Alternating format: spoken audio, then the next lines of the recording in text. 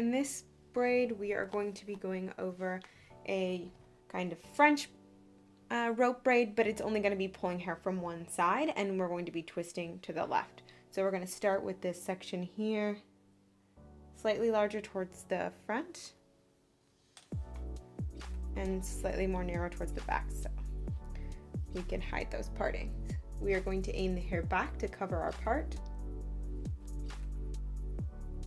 Start like a normal rope braid. We are going to twist the individual pieces towards the face.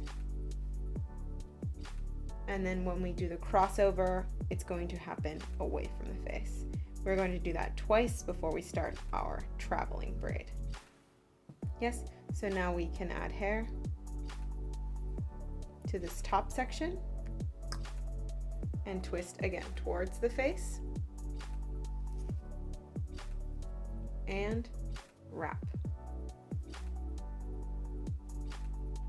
So now we're going to take another section,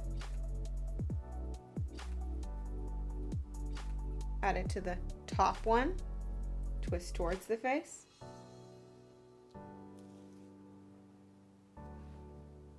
towards the face, cross away from the face. Same thing, grab a section, add it to the top section, twist towards the face, towards the face, crossing over, away. So you can really see this stitch starting to happen. Yeah? So we're going to do it again. And then we're going to start pulling the pieces out.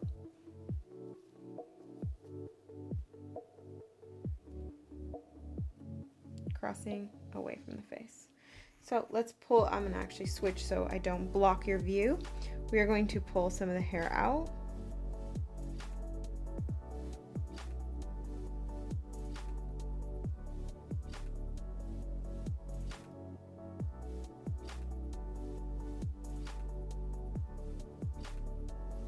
Yeah, so it just depends on the look you want to create, how much you want to pull out and from what pieces.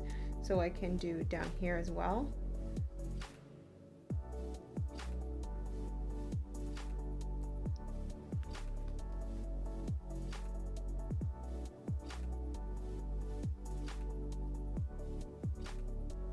I'm not going to do this stitch yet because I'm still working with that one. So these aren't too crazy messy, but they are starting to look messy. So if that's the style you're going for, you know, keep doing that. If it's going for a little less, then obviously just don't do as much. But it's always good to practice on a doll head a little bit more messy because you want to understand how to create that messy look for when a client wants it. It's always easier to do less than it is to do more. So now we're going to keep traveling down the head a few stitches, and then we'll pull some more hair out.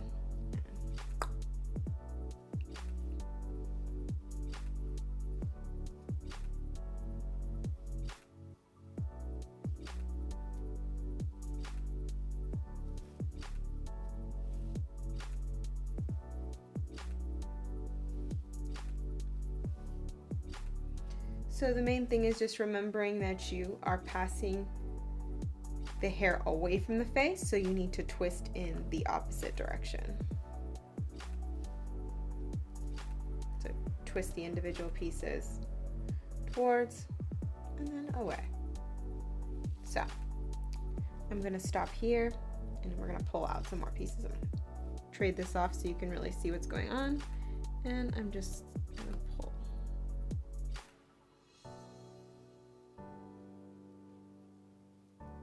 I usually like to pull the pieces out a little bit more towards the back, so a little less towards the front and then a little bit more progressively towards the back.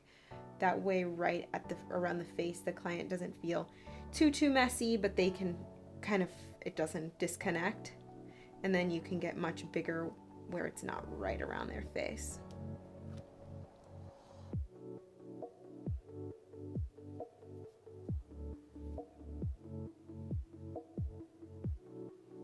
And again, this is personal style, so really just whatever you want. Stop whenever you feel like it.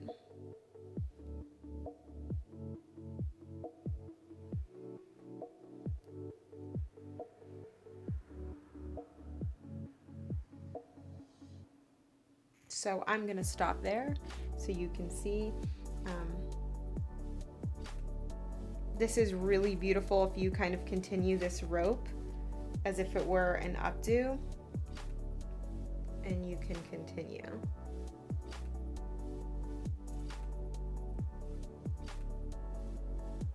And then lay this across the back. Like so. Yeah, so that's kind of that boho, messy sheath look. It takes a while to get used to pulling and seeing how you like the way you pull.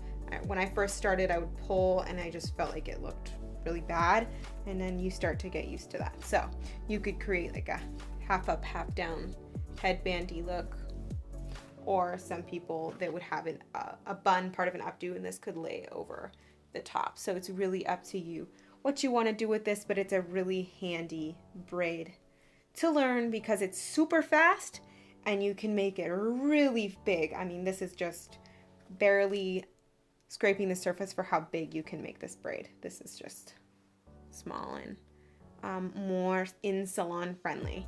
Editorial, you could easily double or triple the size of this and it would totally be acceptable, but in salon, this is about as big as it gets before clients start complaining. So there you go.